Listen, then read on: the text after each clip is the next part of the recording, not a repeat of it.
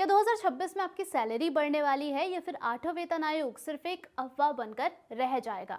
केंद्र सरकार के लाखों कर्मचारी और पेंशन भोगी इस वक्त एक ही सवाल पूछ रहे हैं कि आठवां वेतन आयोग अभी तक क्यों नहीं आया है और अगर आएगा तो कब आने की उम्मीद है। आज के इस वीडियो में हम आपको उस सवाल का जवाब देंगे जो इस वक्त सरकारी कर्मचारियों के मन में चल रहे हैं। नमस्कार, आप देख रहे हैं फाइनेंस ज्ञानी और मैं हूं आपके साथ में उर्वशी सिंह।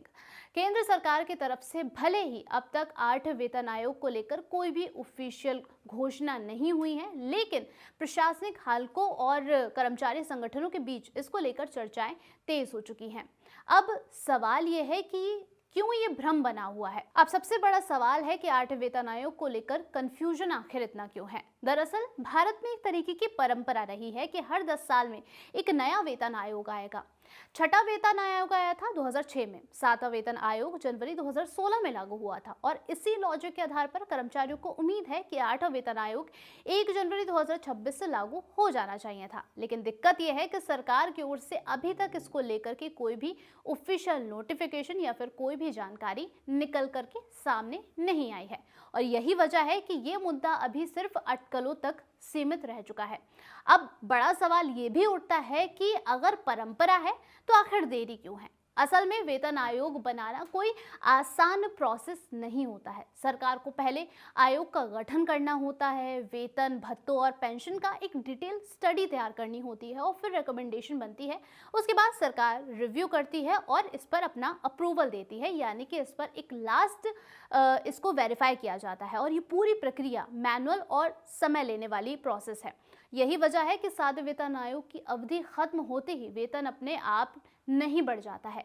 मीडिया रिपोर्ट्स के हवाले को देखें तो 8 वेतन आयोग का एक्चुअल इम्प्लीमेंटेशन 2027 की शुरुआत तक भी किया जा सकता है। क्या अब यहाँ पर सवाल ये है कि क्या सरकारी कर्मचारियों को इससे नुकसान होगा? सबसे बड़ा डर भी ये है कि इस देरी से कर्मचारियों को पैसा गंवाना पड़ सकता है। तो इसका जवाब है बिल्कुल नहीं। इतिहास गवाह है कि वेतन आयोग लागू होने में देरी होती है लेकिन कर्मचारियों को फाइनेंशियल लॉस बिल्कुल नहीं होता है। सरकार आमतौर पर एक कट ऑफ डेट तय करती है, जैसे 1 जनवरी 2026 को किया था। चाहे लागू 2027 में क्यों ना हो, लेकिन बढ़ी हुई सैलरी उसी तारीख से मानी जाती है। एरियर कैसे मिलेगा? अब बात करते हैं सबसे इंटरेस्टिंग हिस्से के बारे में, जो है एरियर। मान लीजिए कि आपकी मौजूदा सैलरी है 50,000 रुपए, नई सैलरी बनती है 55,000 रुपए, तो हर महीने का अंतर होता है 5,000 रुपए का।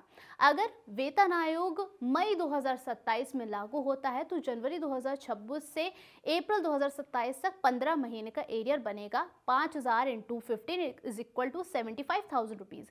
ये रकम आपकी एक मुश्त यानी कि लमसम अमाउंट है। यही एरियर सिस्टम कर्मचारियों के लिए एक तरह का फाइनेंशियल सेफ्टी नेट है। अब यहाँ पर सरकार का रुख क्या कहता है? फिलहाल स्थिति जो है वो पूरी तरीके से साफ है। ना वेतन में बदलाव है, ना 8वें वेतन आयोग पर कोई ऑफिशियल बयान आया है। कर्मचारियों और पेंशन भोगी अभी भी सरकार के औपचारिक घोषणा का इंतजार कर रहे हैं ताकि फ्यूचर फाइनेंशियल प्लानिंग को वो साफ कर सके। हालांकि 8वें वेतन आयोग को लेकर के अभी भी अनसर्टेनिटी बनी हुई है, अनिश्चितता बनी हुई है, लेकिन इस इतिहास को दोहराया गया तो इम्प्लीमेंटेशन देर से हो सकता है, लेकिन कट ऑफ डेट 1 जनवरी 2026 ही रहने की उम्मीद है और पूरा एरियर मिलेगा, यानी कि सरकारी कर्मचारियों और पेंशन भोगियों के वित्तीय हित पूरी तरीके से सुरक्षित रहने की यहाँ पर संभावनाएं बनी हुई हैं। आप इस पर क्या सोचते हैं? कि सरकार को 8 वेतन आयोग पर जल्द ही कोई स्पष्टता अपनी ओर से दे देनी चाहिए? अपनी राय हमें कमेंट बॉक्स में जरूर बताइएगा और साथ ही साथ ऐसे ही आसान भाषा में इंपॉर्टेंट फाइनेंशियल अपडेट्स के लिए फाइनेंस ज्ञानी को फॉलो करना बिल्कुल मत भूलिएगा और साथ ही साथ वीडियो को लाइक जरूर कीजिएगा।